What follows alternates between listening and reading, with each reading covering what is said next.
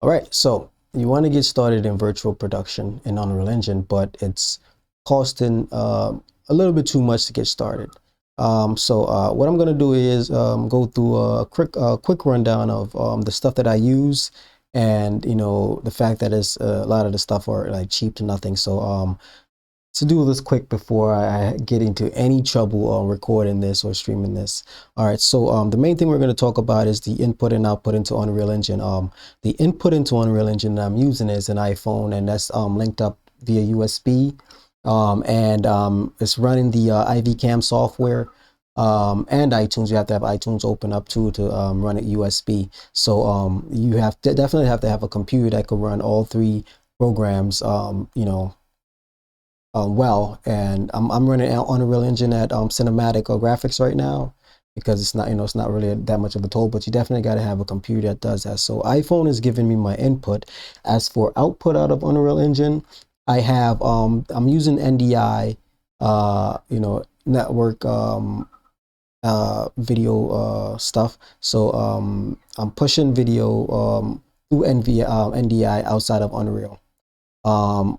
With that though, you got to understand, since NDI haven't updated their plugin to 4.25, 4.26, then we are using, I'm using 4.24 for the moment. But if you just want to do like regular cinematics, not live stuff, where you just want to export your clips or your sequence, then you definitely could use whatever 4.25, 4.26 engine if you want to. But if you want to do live output without having to have a deck link or a AJA card, you're definitely gonna have to stick with 4.24 for the moment. I assume they'll be updating the NDI for the other engine soon. So NDI for my output, and that's the camera, and input is an iPhone.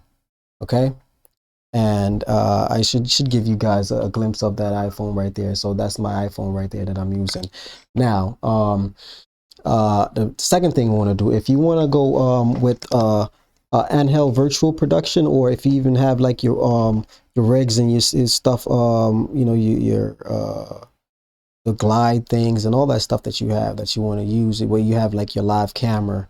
Um, what I did here is, for my iPhone, I have one here for my input from the video, and then the second one here is for the virtual cam, because you could do a virtual camera for Unreal, where you control the Unreal camera by your iPhone. So this right here puts input into the Unreal Engine, and this right here is the virtual camera. So what I do is I would line them up inside of Unreal Engine, line the virtual camera with the green screen plane. So we have like the same focal length, or the same settings the real camera has. And then you would just move around back and forth. It all started with this at first, and then the week after that, after a long wait for that paper towel to finish, thanks Bounty. It's but after waiting for that to finish, eventually got this handle, and I have some other things I want to do or change this up, but it was just a quick thing I was doing. It took me about 5 minutes to do this one the first time. But yeah, so that right there, if you want to do like live CG stuff where have somebody moving the camera, you could have your iPhones here. Definitely gonna need two iPhones for this then. But yeah, that's it right there. So that's how we get that done, and that is the camera stuff. Now moving on from the camera stuff, we're gonna go on to the lighting. Now, funny thing is, my lighting, it's they're all kitchen cabinet lights. So I have two kitchen cabinet lights, and I also have a big one. The two lights were $9, and the big one were about $12. Okay, so it's not really a breaking a bank or anything, 9, 12. It definitely helps, and in a small space, you don't really need too much of a crazy lighting. And even though with the iPhone, you definitely need better lighting, because I'm only shooting pushing out 1090 at 30 frames, because I cannot get any more through that wire without it being laggy, or messing up. So for the lighting, yeah, you could definitely go get you some of these lights. They're really great. They do a good job at lighting where I'm at right now. So yeah.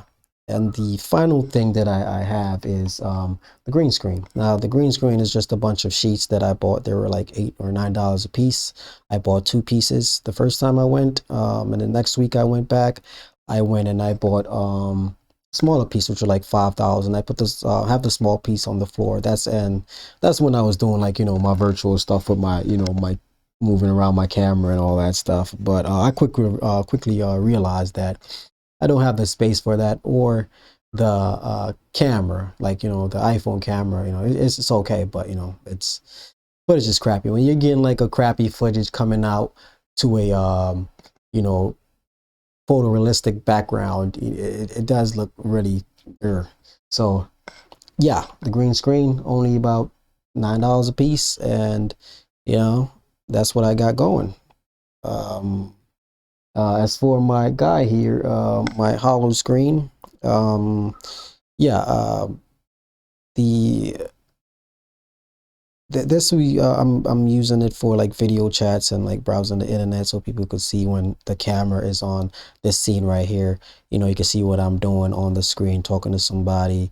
So I do have it linked to my Skype, an NDI source coming from Skype, where I would just click between the two to switch the textures, I guess. But yeah, this just pretty much one of the stuff that I created. I also have the holograms, or the hollow man that I created, I talked about before. I still don't know what they're going to be doing, walking around or doing whatever, but they're there.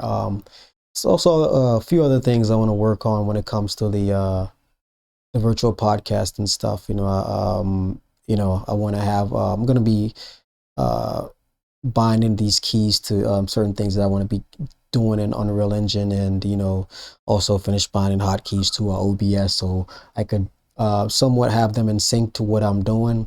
One of the major things that I would have to say, as far as the video in and out of Unreal, is the audio. I haven't really figured out audio inside of Unreal Engine yet. I haven't really played much with it, other than putting sound inside your game and stuff like that. But one of the things about that is we don't have any kind of time code or gen lock or whatever. None of that stuff is going on right now. So for me to sync my audio up with the video coming out of the Unreal Engine to my OBS, I have to delay my audio in OBS to sync up to the video in Unreal. It works out. It's kind of a tedious little thing to do. You gotta keep going. I have to record and play back, because I can't listen on like a stream and listen to whatever. But yeah, that's kind of one of the main problems that I have with this setup, is just the audio syncing when it comes to live stream. Okay, but other than that, it's pretty good. So recap, got my little buddy here. These are for like handhelds, virtual camera stuff. This one is my camera on the wall. You could, if you don't have that clip right there, you could always make something out of some cardboard or something. My lights, these were like $9 a piece lights. One up top behind me to light the top, because in my scene here I do have a light that's shining down from behind me, so that's supposed to like simulate the light coming down from behind me. There's also one that's down below, but it's off right now.